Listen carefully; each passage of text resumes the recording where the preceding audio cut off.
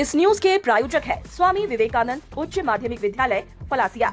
कक्षा नर्सरी से 12वीं तक अंग्रेजी व हिंदी माध्यम में प्रवेश प्रारंभ, जहां कम शुल्क में गुणवत्ता युक्त शिक्षण ही एक मूल मंत्र है।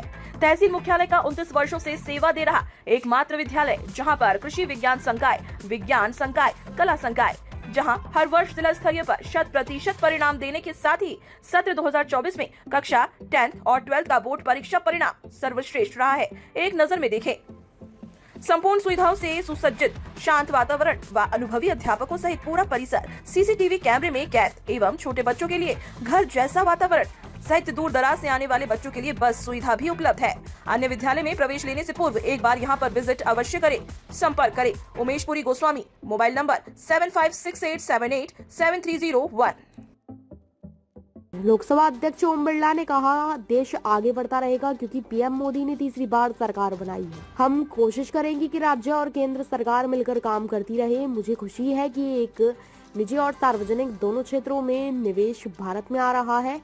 पीएम मोदी के तीसरे कार्यकाल में मुझे लगता है कि देश नई उपलब्धियां हासिल करेगा। लोकसभा लोकतंत्र का मंदिर है, लोगों की आस्था का केंद्र है। हम देर रात तक संसद चलाने की कोशिश करते हैं क्योंकि हमारा मानना है कि जिन लोगों को वहां बैठने के लिए वोट दिया जाता है, उनके पास अपने क्षेत्र के लिए ये आकांक्षाएं होती हैं और सभी के विचारों को शामिल किया जाता है ताकि हम सामूहिक रूप से आगे बढ़ सकें।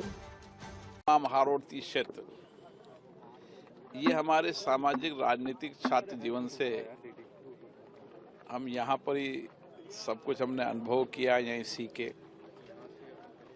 यहाँ की जनता का प्यार मिला, स्नेह मिला, आशीर्वाद मिला और हमने इस सारे क्षेत्र में लंबे समय तक जनता के अभाव, कठिनाइयों के लिए भी संघर्ष किया। केंद्र में माननीय प्रधानमंत्री नरेंद्र मोदी जी के नेतृत्व में सरकार बनी है, तीसरी बार सरकार बनी है और तीसरी बार जहां नरेंद्र मोदी जी के नेतृत्व में देश आगे बढ़ेगा, हमारी कोशिश होगी कि राज्य और केंद्र मिलकर, क्योंकि राज्य में भी भारतीय जनता पार्टी की सरकार है, केंद्र में भी भारतीय जनता पार्टी, ये संयोग काफी वर्षों बाद राजस्थान को मिला है और इसलिए हमारी कोशिश होगी कि किस तरीके से दोनों सरकारें मिलकर यहाँ की अपेक्षाएं, आकांक्षाओं को पूरी कर सके और विकास के मॉडल पर, इंफ्रास्ट्रक्चर के मॉडल के साथ साथ रोजगार सृजन के साधन उपलब्ध हो सके ताकि नए नौजवानों को रोजगार मिल सके। आज मुझे खुशी है कि देश के अंदर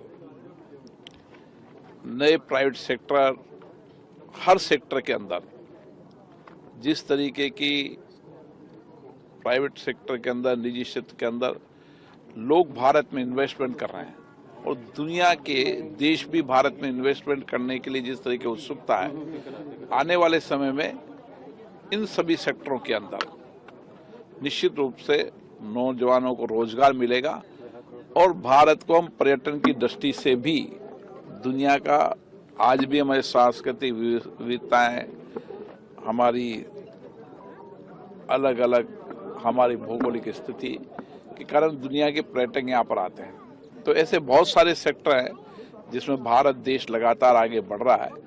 इस मोदी जी के तीसरे कार्यकाल में मुझे आशा है कि देश नए कीर्तिमान हासिल करेगा। लोकसभा अध्यक्ष के तौर पर आपने कई सारे, एक तरह से कहे तो संकेत दिए हैं। देर तक लोकसभा चलाई, जब राष्ट्रपति अभिभाषण पर चर्चा हुई, नियमों में बदलाव किया गया, क्या उस पर क्या कहना चाहेंगे? मेरी कोशिश रहती है कि मुझे जो जिम्मेदारी मिली है, ये संस्था लोकसभा हमारे लोकतंत्र का मंदिर है, आस्था का केंद्र है, लोगों के विश्वास का केंद्र है। इस पर देश के चुने लोगों की अपेक्षाएं, आकांक्षाएं अपने अपने मत, विचारधाराओं के आधार पर रखे जाते हैं। सभी लोगों के विचार आए, सभी लोगों के मत आए, सभी लोग अपने क्षेत्र की आकांक्षा, अपेक्षाएं बताएं और सबका सामूहिक रूप से देश के विकास में योगदान हो। इसलिए कोशिश रहती है कि संसद जितनी देर रात तक चलेगी उतनी चर्चा, संवाद होगा, सबका मत आएगा और उस मत के साथ हम सामूहिक मिलकर देश के विकास को एक नई दिशा दे पाएंगे।